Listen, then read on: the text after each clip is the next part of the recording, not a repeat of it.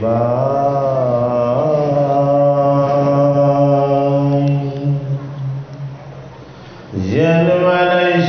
जन्मनश्याय यतिवन्नयदे तरते तट्टे च विज्ञासर ऋणे मम्राहिडायवनिकवये मय्यन्ते यच्छुराय तेजो वरिर्मिदं यथा विनिमयो यत्ततिचक्रुमृषा धन्नास्य न चतनिरस्तकहुकं सत्यं परं धीमहि धर्मपूर्जिता कर्तव्यवत्तपरमनिमच्च शरणं सतं वेदं वास्तवमत्र वस्तु शिवदं तपत्रयोमूलनम् श्रीमद्भगवते महामुने गीते किंवा पररीश्वरः सद्दुर्हितावृत्तयत्रकितिभिः शिशुभिः तत्फला निगमाकल्पतरो गलितं फलं चुकामुखक्मितद्रवसंयुतं पीयता भागवतं रसमलयं मुहुर्मुहुरसिका भुवि भावुका এই কৃপালো গুৰুমূৰ্তি ভকত বৈষ্ণৱ পাপানৰ সমস্ত আপোনাসক সমস্তজনৰ চৰণত আমি পুনৰ সেৱা জনাই ভাগৱতৰ আজি প্ৰথম স্কন্ধৰ পৰীক্ষিতৰ কলি নিগ্ৰহ সেই বিষয়ৰ পাঠ আৰু আমি পৰ্যালোচনা আগবঢ়াবলৈ লৈছোঁ। আপোনাক সবে তাকে আজ্ঞা কৰিছে, গতিকে মূল পাঠৰ পৰাই আৰম্ভ কৰোঁ, যিহেতু শ্লোক স্মৰণ কৰা হৈছে। হে শুনিও শৌনকৰে বুলি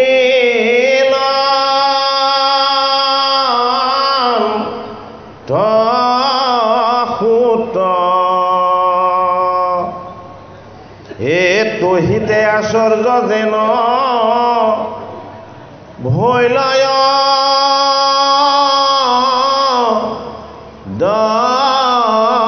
ভূত হে কৰি দিগ্বিজয় জয়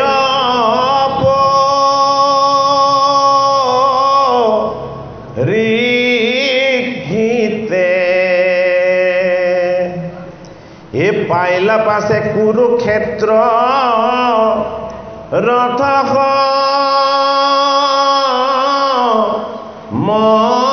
মনিতে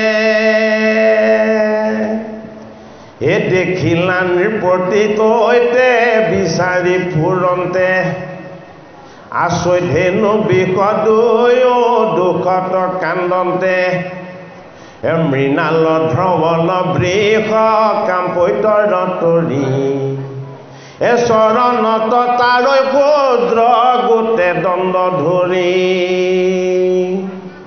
এ ভয়তে তেজন্ত যেন এ মলমূত্ৰ আতি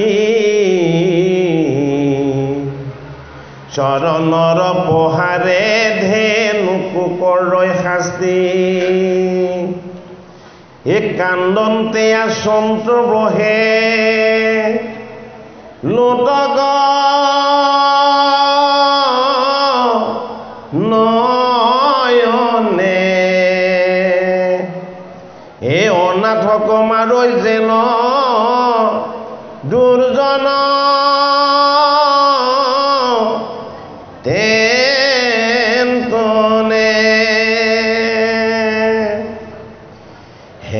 দেখি খেদি গৈলা ৰাজায়াথে বেধে হাতে খৰ ধনু ধৰি সুবৰ্ণৰ ৰথে এ মেঘৰ গম্ভীৰ ধ্বনি বুলিলা বচন এ কোন তই কহয় ৰে অধৰ্ম দুৰ্জন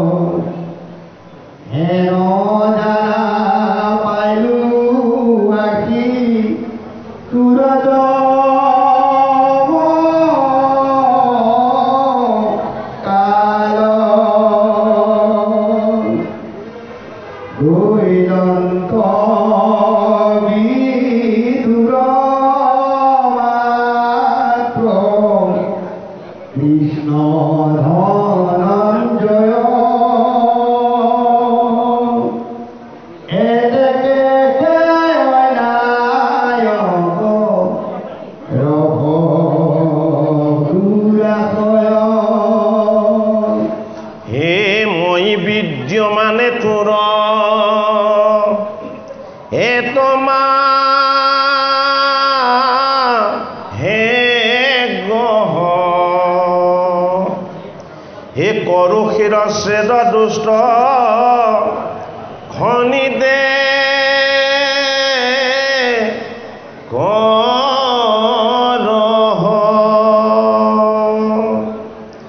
মহন্ত কপিৰা কৰ মুহুৰ আগত এ ৰহ ৰহ ভাঙো আজি তোহুৰ মহ অহি বুলি পৰিকৃত পৰম মহন্ত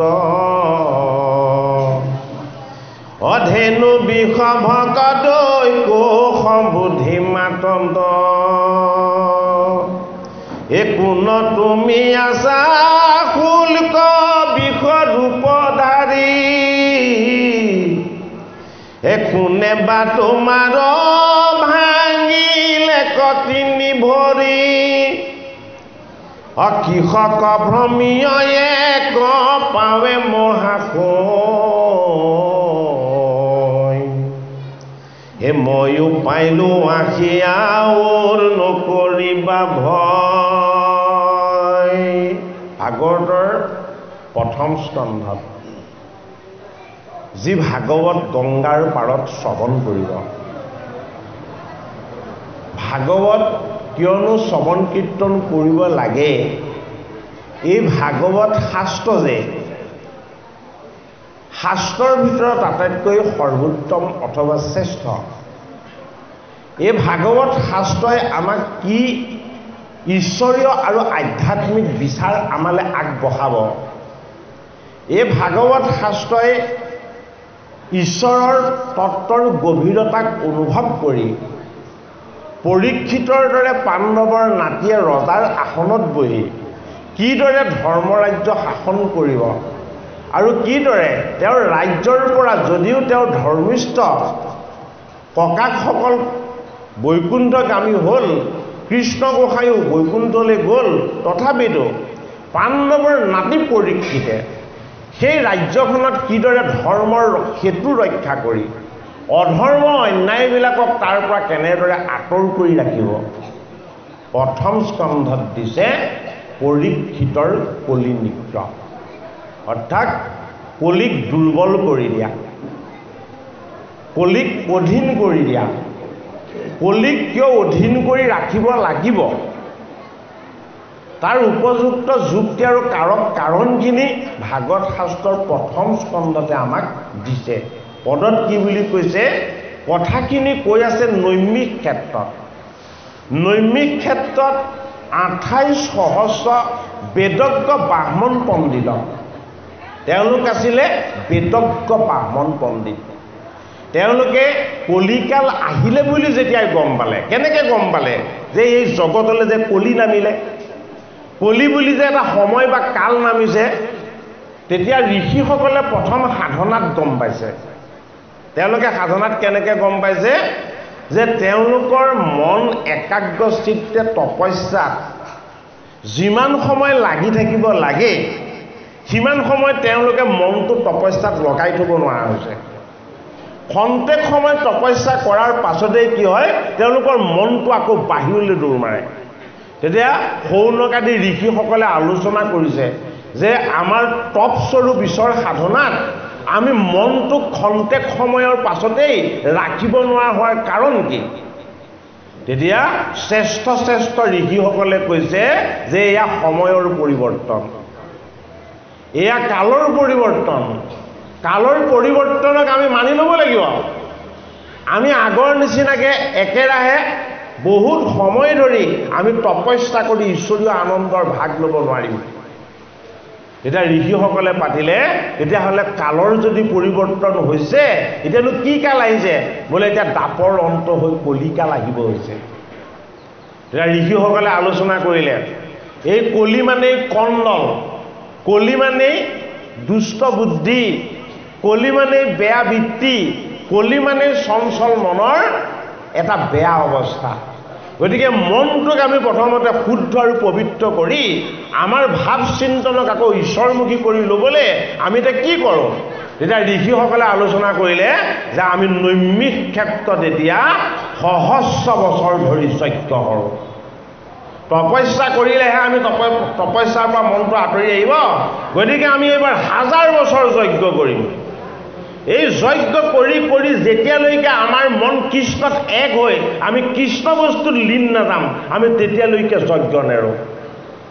ঋষিসকলে যজ্ঞ কৰিলে কিমান বছৰ? 1000 বছৰ। 1000 বছৰ বেদৰ মন্ত্ৰ উচ্চাৰণ কৰি নৈমিক ক্ষেত্ৰত যেতিয়া তেওঁলোকে যজ্ঞ কৰিলে, আৰু যজ্ঞ কৰি কৰি তেওঁলোকে যি উদ্দেশ্য আৰু লক্ষ্যৰ কাৰণে যজ্ঞ কৰিছিলে, সেই লক্ষ্যত তেওঁলোক উপগত হ'ব নোৱাৰিলে।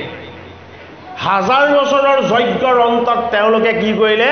এই জগতখনতনো সংসাৰখনতনো কি ঘটিছে এই বুলি প্ৰত্যেকে এটা উমান লগালে।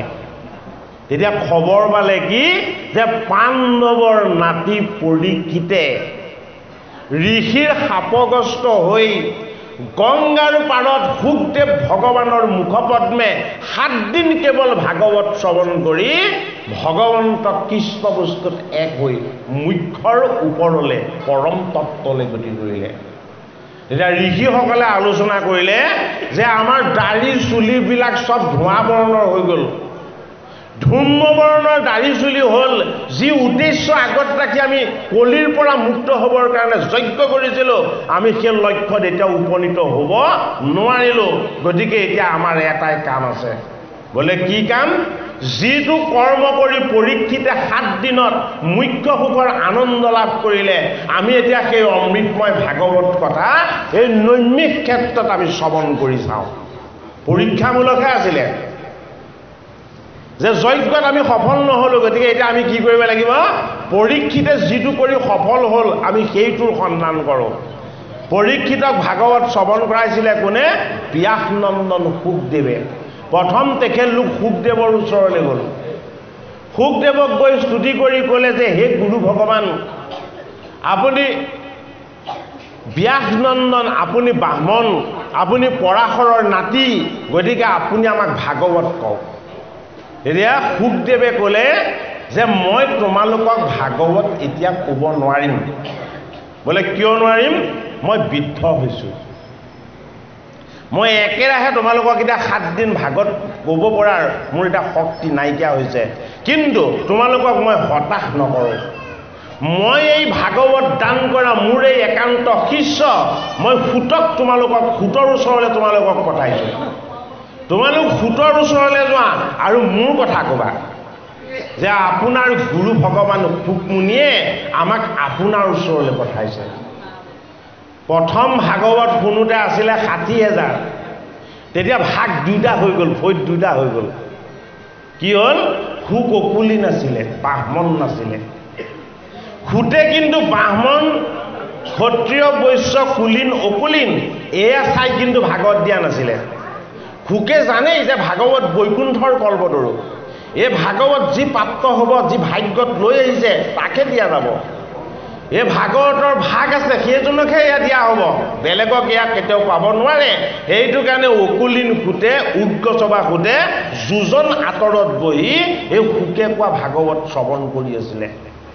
আৰু শুকদেৱ ভগৱানে অন্তৰ্যামী ঈশ্বৰস্বৰূপ হৈ গম পালে যে এই মোৰ ভাগৱত বস্তু আত্মাত লৈছে বাকীখিনিয়ে শ্ৰৱণ কৰিছে আৰু হৃদয়ত লৈছে কিন্তু অকুলীন খুটে কিহত লৈছে ভাগৱত আত্মাত লৈছে এইটো কাৰণে শুকমুনিয়ে হাত দাঙি আশীৰ্বাদ দি দিলে যে আজিৰ পৰা তুমি মোৰ শিষ্য হ'লা মই তোমাক দুহাত দাঙি আশীৰ্বাদ দিছোঁ 4 বেদ 14 শাস্ত্ৰ 18 পুৰাণ জ্ঞান বিজ্ঞান তদং ৰহস্য সমস্তখিনি আজিৰ পৰা তোমাৰ কণ্ঠগত হ'ব ভাগৱত শাস্ত্ৰত দেখাই যে গুৰুৰ আশীৰ্বাদ যদি গুৰুৰ আশীৰ্বাদ শিৰত থাকে তেতিয়াহ'লে একো বিফল হ'ব নালাগে অকুলীন ফুটক গুৰুৰ আসনত বহিবৰ কাৰণে যোগ্য কৰি যেতিয়া এই ভাগৱত যেতিয়া তেওঁ দান কৰিলে তেতিয়া ফুটে কৈছে যে মইতো অকুলীন তোমালোকে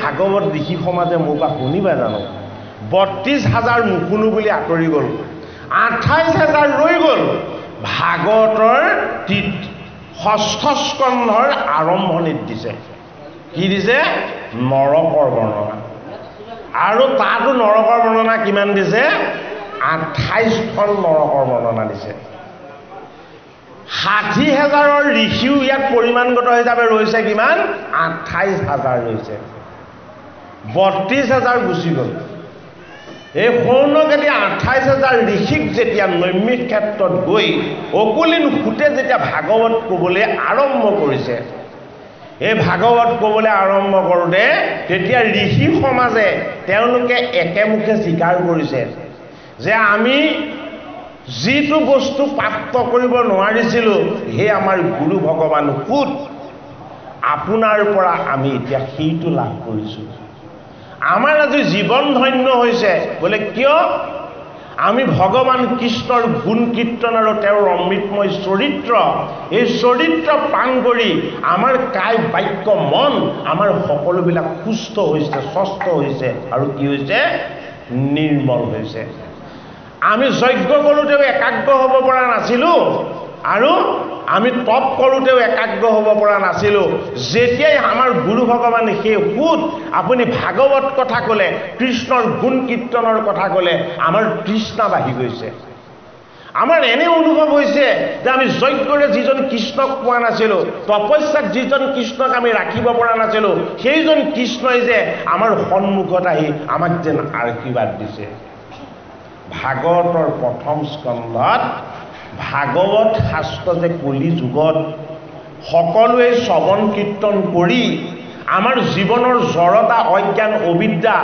দুখ কষ্ট আৰু যান্ত্ৰণা এই বিকাৰবিলাকৰ পৰা যে আমি নিজক আমি মুক্ত কৰিব পাৰিম তাৰ সুদৃঢ় বিশ্বাস পৰীক্ষা কৰি দেখুৱাইছে ক'ত পৰীক্ষা কৰি দেখুৱাইছে ভাগৱতৰ প্ৰথম স্কন্ধত কেনেকৈ পৰীক্ষা কৰিছে কলি কাল আহি গ'ল অধৰ্ম আহি গ'ল অন্যায় আহি গ'ল জগতলৈ পাপ নামি গ'ল এই কলিয়েই ৰূপ লৈছে এজন ক্ষুদ্ৰৰ হৃদয়হীন এজন লোকৰ আৰু কি কৰিছে এটা সুদ ভগা ধৱল বৰণৰ বিষক খুব পিটিছে মাৰিছে জগৰ কি যে এই ক্ষুদ্ৰ গোটৰ হাতত এডাল লাঠি আছে আৰু এই বিষৰূপী ধৰ্ম কি এই ধৰ্ম হ'ল সুখ দুখ যান্ত্ৰণা কষ্ট এই সকলোবিলাকক ধাৰণ কৰি ৰাখোতা ঈশ্বৰ তেওঁ ধাৰণ কৰিহে ৰাখিছে পালন কৰা কামটো কোনে কৰিব জগতৰ হৰিয়ে সৃষ্টি কৰা জীৱবিলাকে কৰিব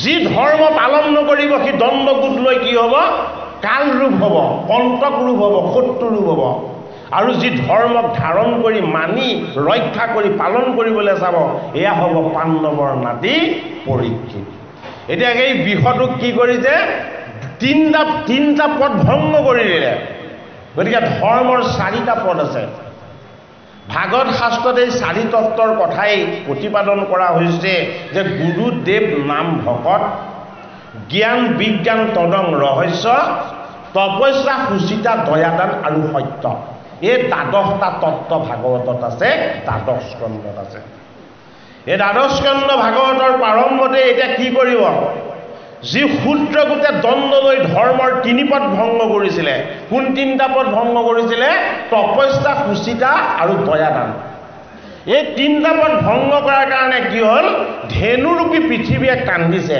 ধেনু কি ধেনু হ'ল আমাৰ দেহ তত্ত্ব যদি বাস্তৱ দৃষ্টিৰে চাওঁ এই দেহৰ 10টা ইন্দ্ৰিয় এই ধেনুৰূপী গাভীৰ বৎস আৰু এই 2টা বস্তুক ধাৰণ কৰা শক্তি কি আমাৰ আত্মা হ'ল ধৰ্ম সেইটো কাৰণে কি ধবল বৰণৰ এক বিষ এই আত্মাৰ লগত কোনো দুখ কষ্ট একোৱেই স্পৰ্শ নহয় এইটো কাৰণে যদিও দণ্ডগোটে এই আত্মাক কষ্ট দিছে অৰ্থাৎ ভাগৱত শাস্ত্ৰত আমাক বুজাব বিচাৰিছে যদি তুমি জীৱক হিংসা কৰিছা যদি তুমি জীৱক কষ্ট দিছা যদি তুমি জগতৰ কিবা অন্যায় কৰিছা তেতিয়াহ'লে প্ৰথম আঘাতটো তোমাৰ আত্মাত লাগে তুমি কিন্তু নাজানা এইটো কাৰণে ভাগৱত শ্ৰৱণ কৰা সকলৰ মনৰ ভাৱৰ আৰু চিন্তনৰ এক ইতিবাচক পৰিৱৰ্তন আহে কিয় ইতিবাচক পৰিৱৰ্তন আহে ভাগৱতে ধৰ্মৰ বাস্তৱ দিশটোক আমাক পঢ়িয়াই দেখুৱাব বিচাৰিছে এই ধৰ্মৰূপী বিষয়ৰ 3টা পদ ভংগ হ'ল কেনেকৈ আমাৰ নিজৰ দ্বাৰা আমাৰ মানুহ হিচাপে জন্ম লোৱাৰ প্ৰথম পৰিচয় আছিলে কি যে আমি কেতিয়াও অস্থিৰ হ'ব নালাগিব কাৰণ আমি জীৱশ্ৰেষ্ঠ অস্থিৰ নোহোৱাকৈ যদি আমি স্থিৰ হ'ব পাৰিছোঁ এই তত্ত্বটোৰ নাম হ'ল তপ মানে জগতৰ দুখ কষ্ট যান্ত্ৰণা সহন কৰিব পৰা শক্তি কাৰ লগত আছে মনুষ্যৰ লগত আছে যদি আমি এই জগতলৈ আহি সংসাৰৰ দুখ তাপবিলাকক সহ্য কৰিব নোৱাৰা হৈছোঁ তেতিয়াহ'লে ধৰ্মৰ প্ৰথম পদটো ভংগ হ'ল কাৰ আমাৰ নিজৰ ধৰ্মৰ 2য় পদটো কি সুচিতা বা শুদ্ধতা এই সুচিতা বা শুদ্ধতা 2 প্ৰকাৰৰ এটা হ'ল বাহ্যিক সুচিতা অন্যটো হ'ল আভ্যন্তৰীণ অন্তৰ সুচিতা ভাগৱত শাস্ত্ৰই দেখুৱাইছে আমাৰ অন্তৰ শুদ্ধতা বাহ্যিক সুচিতাৰ কথাটো ভাগৱত শাস্ত্ৰই বেছি গুৰুত্ব দিয়া নাই অন্তৰ শুদ্ধতাৰ কথাটো বেছি গুৰুত্ব দিছে সেইটো কাৰণে আমাৰ যদি হৃদয়খন শুদ্ধ নহয় আমাৰ যদি মন শুদ্ধ নহয় আমাৰ যদি অন্তৰ নিৰ্মল নহয় তেতিয়াহ'লে আমাৰ লগত থকা ধৰ্মৰ 2য় পদ যিটো সুচিতা আপোনা আপুনি ভংগ হ'ব ধৰ্মৰ 3য় পদটো হ'ল দয়াদান যাৰ ধৈৰ্য আছে তাৰ আত্মশুদ্ধি থাকিব যাৰ আত্মশুদ্ধি থাকে তাৰ দয়া দান স্বৰূপ ভাল গুণ থাকিব এই 2টা বস্তু যদি ভংগ হৈছে 3টা বস্তু কোনেও ৰাখিব নোৱাৰে আপোনা আপুনি ভংগ হ'ব এইটো কাৰণে ধৰ্মৰ 3য় পদটো আছিলে কি দয়াদান কি হ'ল যদি আমাৰ ধৈৰ্য নাই ধী গুণ নাই যদি আমাৰ সহিষ্ণু গুণ নাই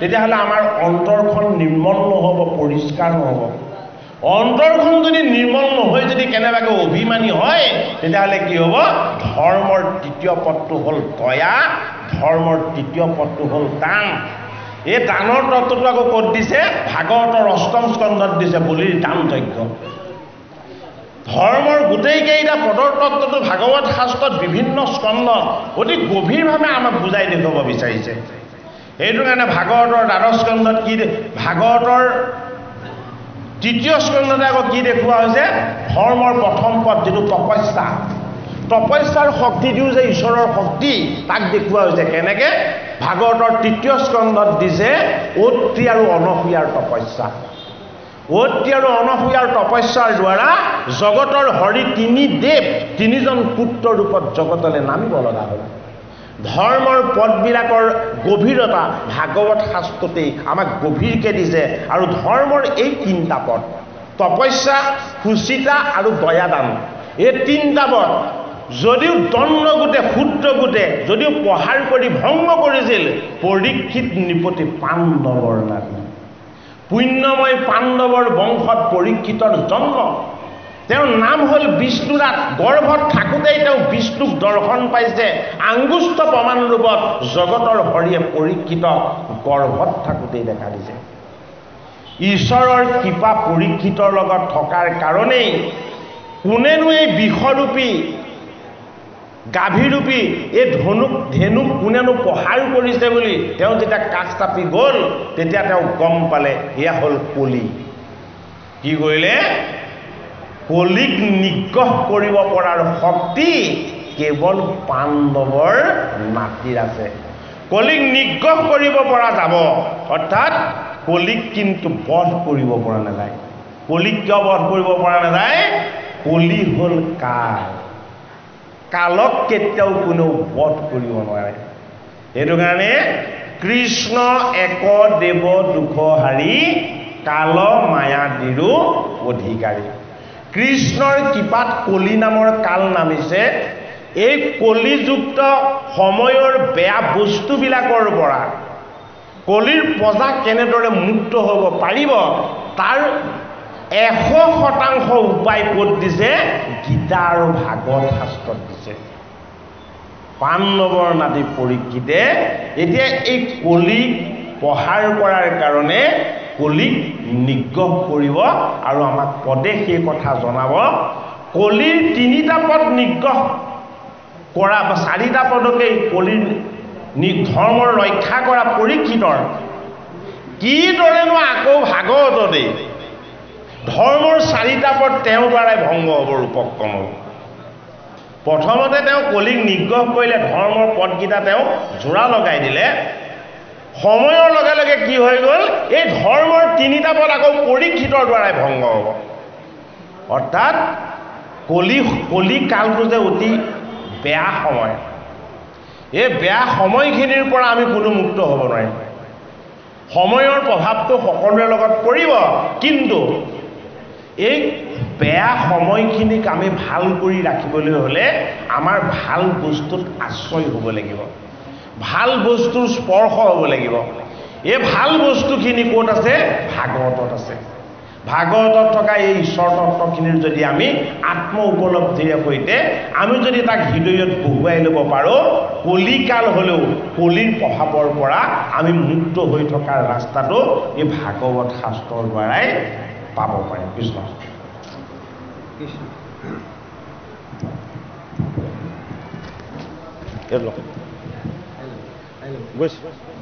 আমি পাঠ কৰি আহিব।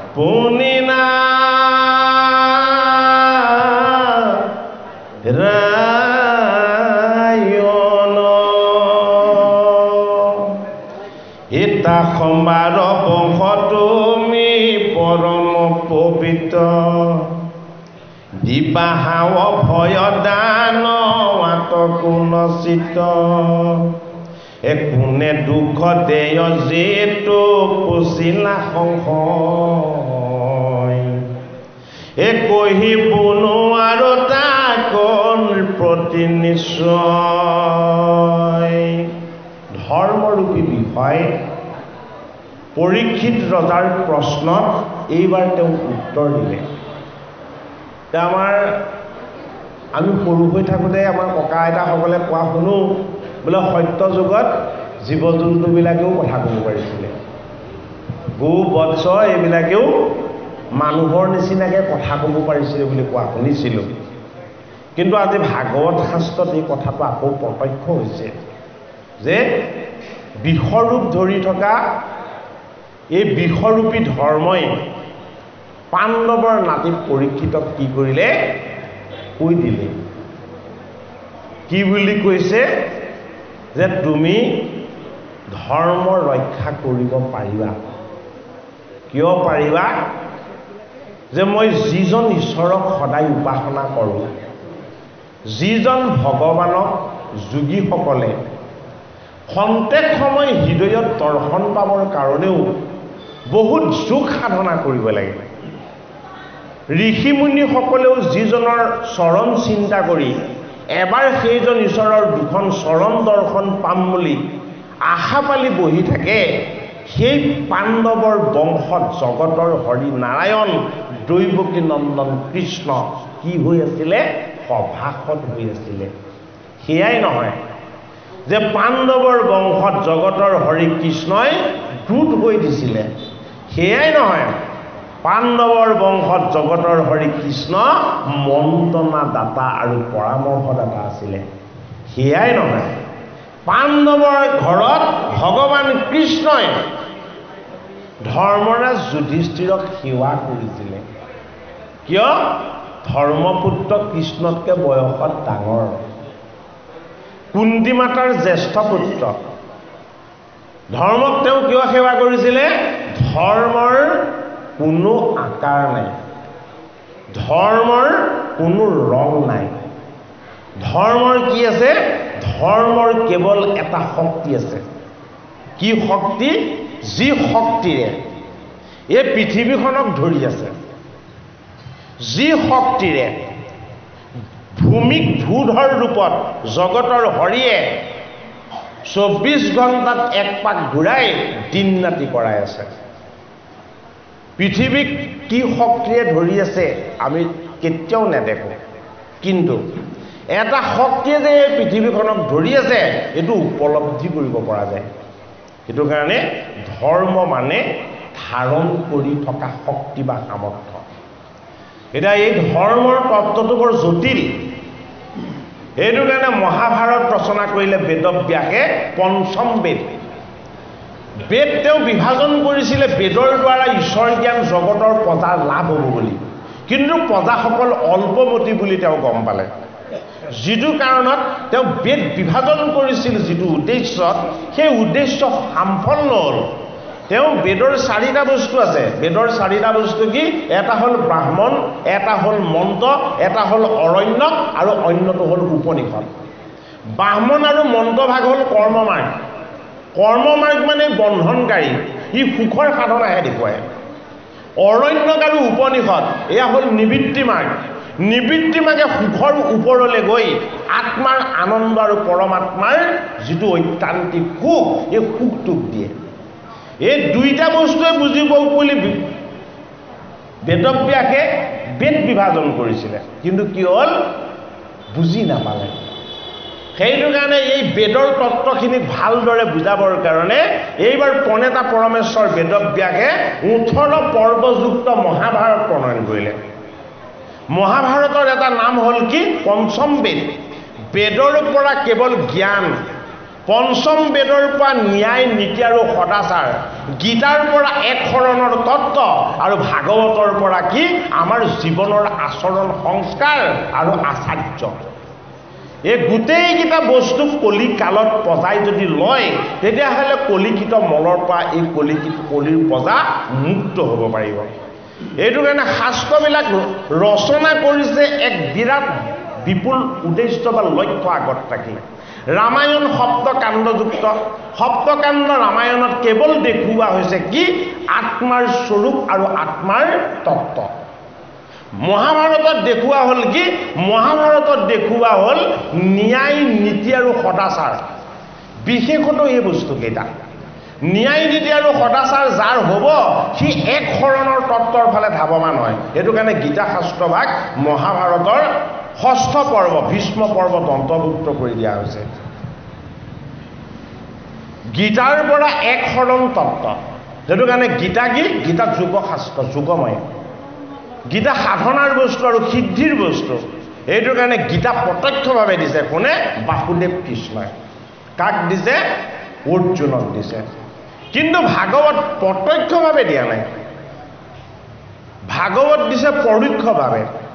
ভাগৱত কিয় পৰোক্ষভাৱে দিছে? ভাগৱত হ'ল আমাৰ জীৱনৰ আচাৰ্য ৰূপ। আচাৰ্য মানে কি? যি আমাক জীৱনৰ সৎ আচৰণখিনি শিকাব। আমাৰ জীৱনৰ কাৰণে এটা ডাঙৰ প্ৰয়োজনীয় সম্পত্তি হ'ল কি? সৎ আৰু সৎ আচৰণ। এইটো কোনে শিকায়? এইটো আচাৰ্যই শিকায়। এইটো কাৰণে গীতা শাস্ত্ৰৰ প্ৰথম শ্লোকটো আৰম্ভ হোৱাৰ পাছত দ্বিতীয় শ্লোকটোতে আচাৰ্যৰ ওচৰত গৈ কাণে কাণে কৈছে, দুৰ্যোধনে কৈছে। এইটো কাৰণে আচাৰ্যৰ স্বৰূপটো আমাক শাস্ত্ৰবিলাকত দেখুৱাইছে।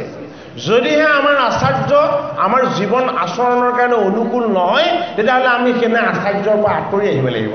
কোন আঁতৰি গ'ল? পঞ্চপাণ্ডৱ আঁতৰি গ'ল। কাৰ পৰা আঁতৰি গ'ল? তেওঁলোকৰ আচাৰ্য আছিলে দ্ৰোণাচাৰ্য। দ্ৰোণাচাৰ্যই যিটো পক্ষত থাকিলে তেওঁলোক তাৰ বিপৰীত পক্ষত থাকিলে। গতিকে পাণ্ডৱে কাক আচাৰ্য ৰূপেৰে ল'লে? পাণ্ডৱে আচাৰ্য ৰূপেৰে ল'লে দৈৱকী নন্দন কৃষ্ণ। সেইটো কাৰণে আচাৰ্যৰো তত্ত্ব তিনিটা। এটা হ'ল দ্ৰোণাচাৰ্য, এটা হ'ল কৃপাচাৰ্য আৰু এটা হ'ল কৃষ্ণ। এই তিনিটা তত্ত্ব। এই তিনিটা তত্ত্বত আমাৰ জীৱন আচৰণখিনি আমি শুদ্ধ কৰি ল'ব লাগিব। দ্ৰোণাচাৰ্যক আমাক কিহত লাগে? দ্ৰোণাচাৰ্যক লাগে আমাৰ বুদ্ধিবিলাক ভেদ কৰিবৰ কাৰণে। সেইটো কাৰণে দ্ৰোণাচাৰ্য মানে হ'ল দ্বৈত বুদ্ধি, যে মই কৰ্মও কৰিম, মই মন্ত্ৰ শিক্ষাৰ যোগেদি মন্ত্ৰৰ শক্তিও প্ৰয়োগ কৰিম। দুটা একেলগে নহ'ব। সেইটো কাৰণে ব্ৰাহ্মণে হাতত অস্ত্ৰ লৈ যুদ্ধ নকৰে। ব্ৰাহ্মণে কি কৰে? সদায় অস্ত্ৰৰ শিক্ষাহে দিয়ে, আশ্চৰ্যৰ স্থানতে বহে। দ্ৰোণাচাৰ্যই জীৱনত এটা বৰ নকৰিবলগীয়া কাম কৰি দিলে। ব্ৰাহ্মণ হিচাপে তেওঁ আচাৰ্য হৈ কেৱল অস্ত্ৰ শিক্ষাতে ক্ষান্ত নাথাকি তেওঁ কি কৰিলে? হাতত ধনু লৈ যুদ্ধ কৰিবলৈ গ'ল। গতিকে যিটো আচাৰ্যৰ বৃত্তিত নাথাকে সেইটো যদি কৰিবলৈ লয় তেতিয়াহ'লে জগতত এটা ডাঙৰ অনিয়ম হ'ব।